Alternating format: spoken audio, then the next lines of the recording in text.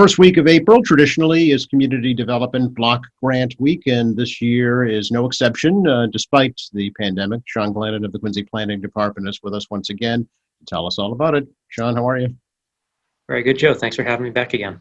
Pleasure, as always, to highlight this very, very important program, specifically how it impacts the city of Quincy. Give us a little history lesson, if you could, for folks who don't know.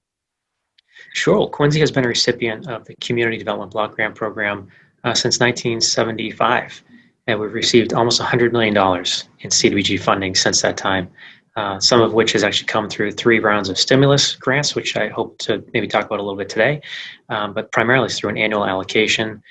This year, roughly, we're receiving about $1.7 million a year this year in the past few years, which sounds like a lot, and it is.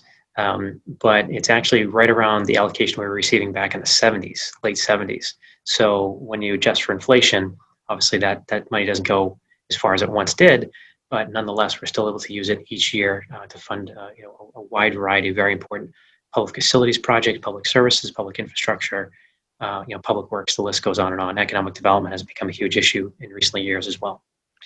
So specifically, how has the pandemic impacted this particular week? And I know traditionally there would be many public events, celebrations, community activities, elected officials, obviously that can't happen due to the pandemic.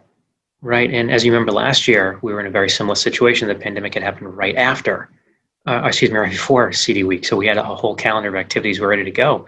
And unfortunately, we had to cancel them pretty much at the last minute. We turned as much virtual as we could, but still, it was very difficult. This year, we had some more lead time. So this year is more focused on a social media campaign, inviting residents, but really a focus on elected officials to help us get the word out there about the importance of these programs. So it's really more of a social media campaign, working with the mayor and Congressman Lynch and hopefully our senators to some degree. And how has that panned out so far? Are folks adapting to that new platform? It's working out very well. They really don't have any choice, but it's a good way to spread the word. Really, it's something that we should have been doing all along, and we did really here in Quincy pretty well. But in terms of the national effort, some communities weren't practicing that as much. So this year has really forced them to take that next step, sort of into the 21st century, so to speak. It's in a way growing pains, but in a good way, really for the national organization of the National Community Development Association to get the word out there about how important these programs are, not just locally, regionally, but across the country. Kind of, would you say it's somewhat of a silver lining to the whole, situation, if you will? Absolutely. And I think to go through something like this and not take something positive out of it, not to learn from it, not to grow, would have been a huge waste and really such a shame. So, we do try to look at the silver lining, as you said, to come out of this. I know Congressman Jim McGovern has put together one of those videos that you're talking about on social media, and we can take a look at that right now.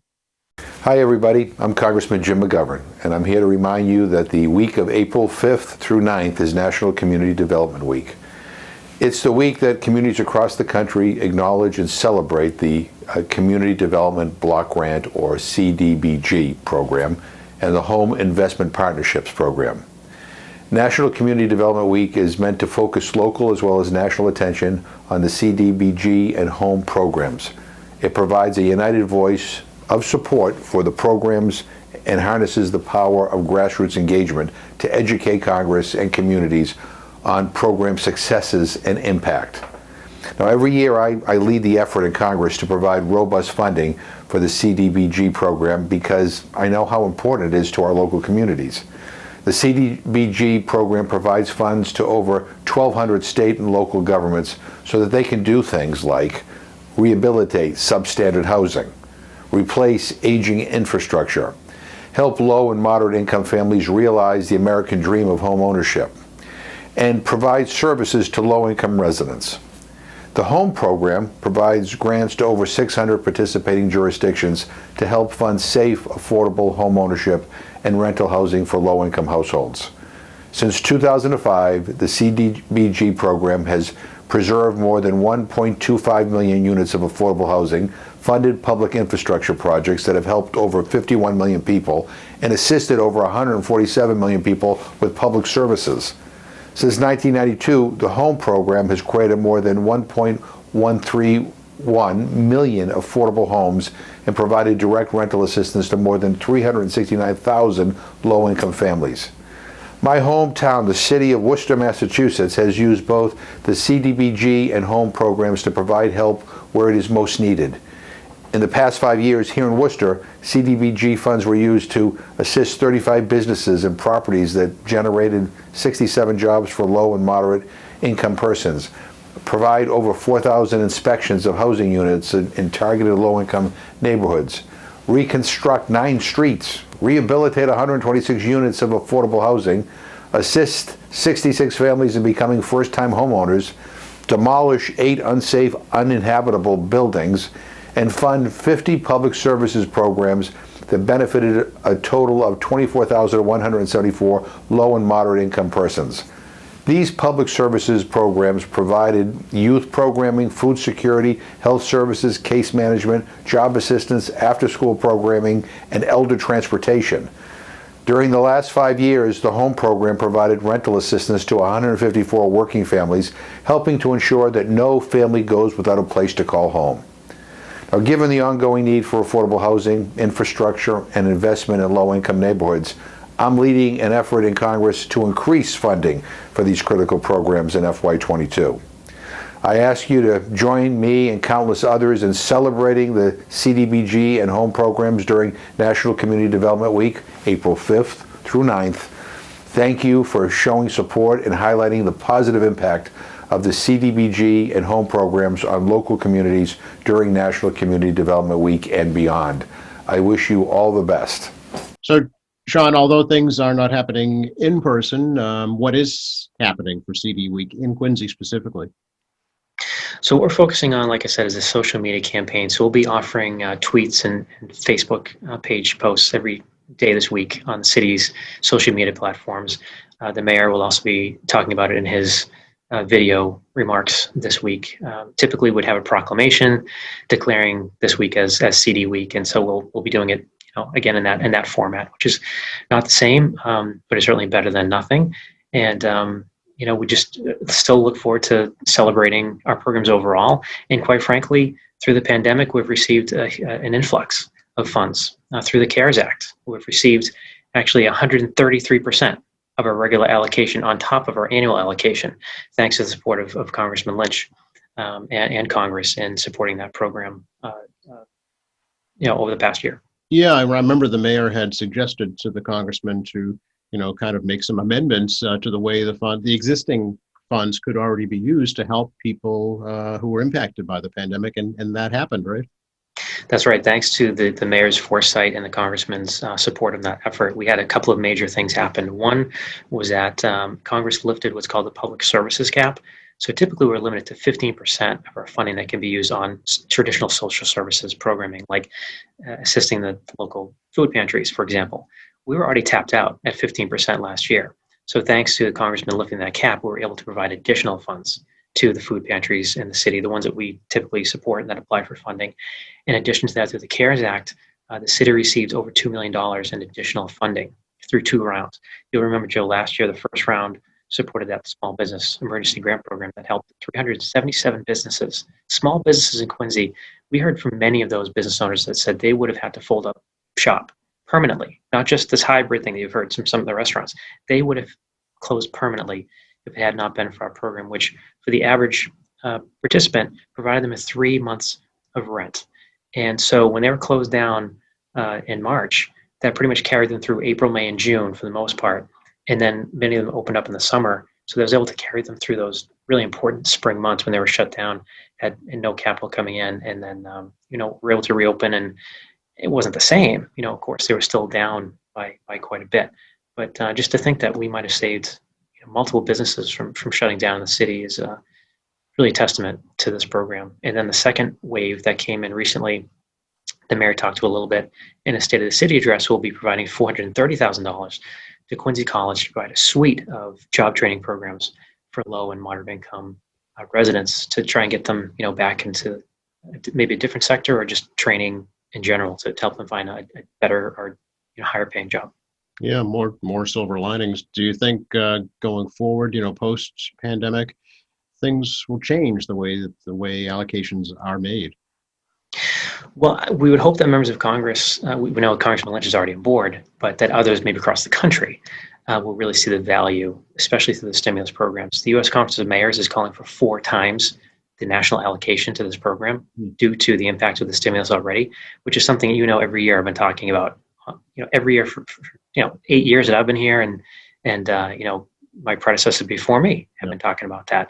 So we would hope that maybe Congress will see really the benefits of this, not just as a stimulus program, but moving forward, the importance of how many people can be impacted through job creation, the social services, the senior programming, housing rehab, and just the list goes on and on.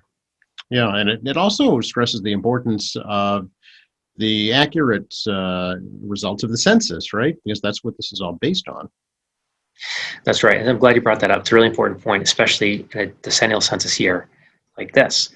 And a couple of points here. One is that the population can be a blessing and a curse in terms of the way that the HUD funding goes for this program, because HUD not only looks at the general population, which is a plus for us because Quincy has been growing by leaps and bounds, but they also look at something called population growth lag. And that's not a decrease in population, but it's just for communities that aren't growing as fast as others, you would think maybe their allocation would go down because there aren't as many people, or it's not growing as fast. HUD actually gives those communities more money because they see there's a problem there. Why isn't it growing as fast as other communities? So in that case, we do not have a population growth lag by any means. So that piece actually hurts us because Quincy is so robust. So it's kind of ironic when you think about it. But the general population number is growing up as they are, and very anxious to see the 2020 numbers come out. That should counteract the population growth lag. It's sort of a double negative there. Penalty, if you will, right? Yeah, exactly. They almost penalize us for being such a robust and vibrant community, right. Which is interesting. I'm sorry, go ahead. Well, I was just going to say, but the other piece of that being a decennial census means that now there will be some redistricting potentially that comes out of that. As people may recall, in 2010 we lost a congressional seat, and so in Massachusetts we've been very blessed and fortunate to have members of Congress that are very supportive of this program. That's not necessarily the case nationwide, and so if we lose a seat in Massachusetts, it means potentially another region of the country might be gaining a seat where they're not as fond of CDBG. And so when you look at that nationally, sort of the scuttlebutt in Washington right now is that the House will probably go back to being Republican controlled after the midterm elections. What does that mean for this program moving forward? What does that mean potentially for redistricting in Massachusetts?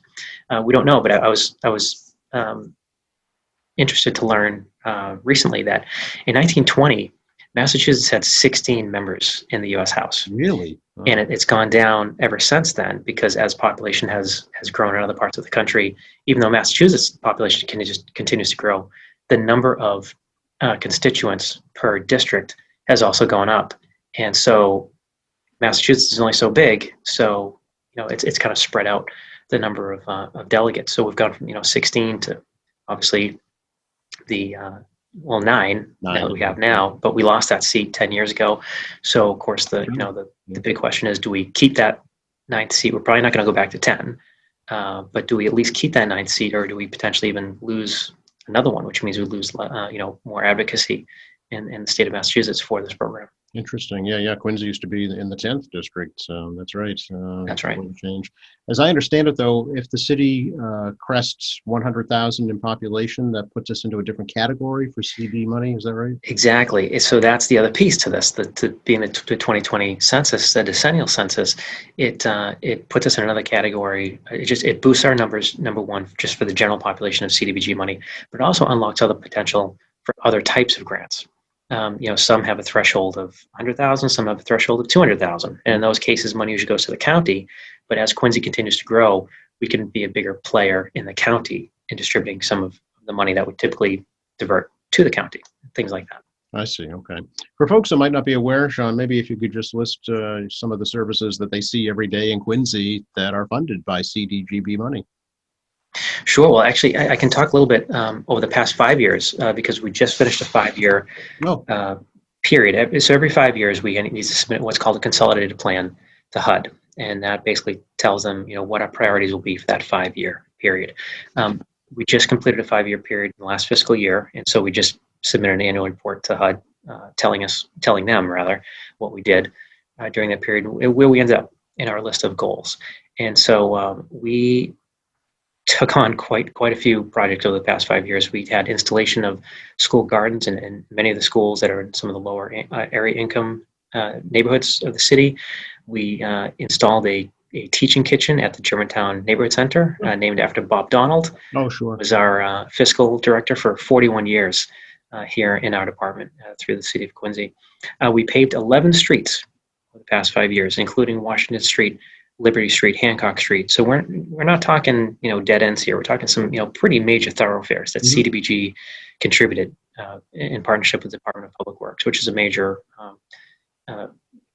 sister department of us, along with the Department of Natural Resources and Council on Aging and so forth. We reconstructed the Pond Street skate park, which there was an article recently about that redevelopment of Welcome Young Playground. The tree planting project on Washington Street, we did that, as well as a program at Quincy College. Before this announcement of the $430,000 under the CARES Act, we had already been supporting a home health aid training program for a couple of years, which trains low and moderate income individual students, which then they provides them with a job training, and then they're placed through a nonprofit called Best of Care, which is also located right here in Quincy. So it's just that the partnerships, and it just goes on and on. Really, Yeah. it's hard to Well, these are it's hard to list it all. Tangible, real life things that people can see and experience and benefit from, in their own community, and they're probably not aware. I mean, you ought to put a funded by CDBG sticker on all the trees that went on Washington Street or something like that. Just to let folks know. Yeah, even with the Council on Aging, we subsidize the senior transportation program through that office, and so even just trying to give a helping hand to some other departments that might not have the full funding that they need to run the programs. We're able to help our sister departments, like I said. With housing rehab, we achieved 473% of our goal over the past 5 years in terms of housing rehab, and that's due in large part to our Office of Healthy Homes, which has really become a very vibrant program over the past couple of years through a major marketing outreach campaign, especially to seniors. And I'd like to put in a plug in for that, because I'm not sure if a lot of seniors know about this program, which can do a new roof, siding, windows, any sort of energy efficiency program. Needs a lot of deferred maintenance that seniors tend to put off, and I understand it when it comes to paying for food or medicine, or even not wanting to put the heat up, dial that thermostat up too much. It's pretty easy to maybe put off some deferred maintenance, a leaky roof, which of course adds up to just bigger and more costly problems down the road. So I'd want to put in a plug for that program. Any seniors out there that might have some deferred maintenance, if it is a new roof or window siding, anything like that, even plumbing repairs that need to be done, we can probably help them. And if they want to pay back, because the funding comes in the form of a loan, it has to be paid back. But if they want to make payments, we can do that. Some people insist on making the monthly payments, but if a senior wants to just put that off as a deferred payment until the property is sold or transferred, we can do that. No. So at no upfront cost to them, Okay. we can do a project that will rehab their home, something that will then add value to the property. And something we hear from seniors is that, I don't want to put that burden on my kids when the house is sold. This is something that, the burden is there when the house is sold or transferred, but the home is now going to be worth more because you've done this work. So you'll be able to pay off the loan, plus it's going to be worth more. So it's really a win-win proposition. And how often does that happen? How often are we able to see that? So it's a great program. I think a lot of people don't know about that, I myself included. So that is good to know. Right. How do you take advantage of that, John? So that would be through the Office of Healthy Homes. And we have a website actually just for that program, Quincy Healthy Homes. They can probably a Google search might be the easiest thing. Okay. They can give us a call here in Planning and Community Development, 617-376-1414. 1167. That's my direct line, and I'll be more than happy to usher any senior that's interested in that program, helping them through the application process. Okay, good, good. Any funds used or can be used for the homeless situation at all? Yeah, and this is something that most people will probably be surprised to learn, is that Quincy is the lead community of a regional consortium. It's called the Continuum of Care. It used to be just the city of Quincy and the town of Weymouth that were in that consortium. And now people would be surprised to learn that it's actually essentially a two-county continuum, Norfolk County and Plymouth County, that Quincy is the lead agency of, in partnership with the entire membership of that consortium. So Father Bill's in Mainspring, is no surprise, is a major partner in that organization. But so are many nonprofits and people in the government sector, public-private partnerships come together. It's really a massive group of members in that consortium, and then it's led by an executive committee of some more local nonprofit executive directors and folks like that. So we actually receive money through that program through a competitive grant program that we apply for every year. We receive about $5 million through that program. So unlike CDBG, which is an entitlement program, which means it's a set formula, it's a set allocation that comes out every year, we still have to tell how we're going to use that money, but we're basically entitled to get it. Yep. The homelessness funds come through this continuum of care program, which is, like I said, competitive. So we have to beat out other COCs across the country. And fortunately, with the partnerships that we do have here throughout our region, we score typically in the top 3 in the entire state, which allows us to keep growing that program. And that's why we're now at the size of 2 counties when we used to be 2 communities. But there is one entitlement program that we do receive funding for. That's the Emergency Solutions Grant program. And that is one, it used to be called the Emergency Shelter Grant. It was about $90,000 and would go to Father Bill's place to run that shelter. And then when they renamed it the Emergency Solutions Grant, they added some additional categories, things like homelessness prevention, rapid rehousing. So in doing that, they added a little bit more money. So now it's about $150,000 a year. And we do subcontract with agencies like QCAP to provide some rental assistance in addition to the emergency shelter, traditional program. Through the CARES Act, we received an allocation of almost $1.8 million in ESG money, which is equivalent to about 12 years of our annual allocation in one shot. Yep. And so, of course, looking at the pandemic, we needed that because Father Bill's had to depopulate the shelter once the virus got close. You couldn't have this dormitory type setting that they used to have. And so I know there are articles out there about them using the YMCA and some hotel motel space to depopulate the shelter. And so the ESG money has been used to help them with that effort, pay for food and meals at some of the offsite campus locations. We've also made a huge infusion of money at QCAP for their homelessness prevention program, trying to catch people upstream. We don't want that to end up at the shelter. We want to try and prevent that from happening. So we're able to provide a couple months of rent through the advocacy at QCAP and taking those applications. And for some people, it's just not going to happen. They're just not ready. They might still not have a job. And so, what we can do is buy time. And, sometimes it means helping them find, placement with relatives or, transportation to get somewhere else. Sometimes it buys time for them to get another unit that's cheaper. Maybe they couldn't afford the $3,000 apartment they had before. And we know rent is not cheap anywhere around here, but at least it's, in some cases it's a Band-Aid, but it's better than nothing, and it keeps them hopefully out of the state and local shelter system. Yeah. For the social media push this year, Sean, for CD Week, you're asking students perhaps, or just members of the community to publish their own stories, if you will. Yeah, and again, another piece of CD Week is just to get the message out there, because a lot of the beneficiaries of our programs don't know they're beneficiaries. If somebody, they got their street paved, they don't necessarily know that CDBG paid for that. If somebody's getting a van, a ride through the van program at the Kennedy Center, they don't necessarily know CDBG is helping to subsidize that program. So, part of this is just get the word out there, let people know what we do provide and assist into the community. And then, like I said, in working with the mayor's office and the members of Congress, helping them to bolster that effort and letting them know, through the city, through the region, through the country, just spreading the word and how important this program is. Like I said before, the effort through the stimulus programs, maybe getting some of those small businesses that were saved through the program, trying to get them on board. Maybe say, hey, this program saved my business. Things like that, just to spread the word as much as possible. Okay, very good. Anything else we should touch on, do you think? I think that pretty much covers it. I appreciate the nod to the census.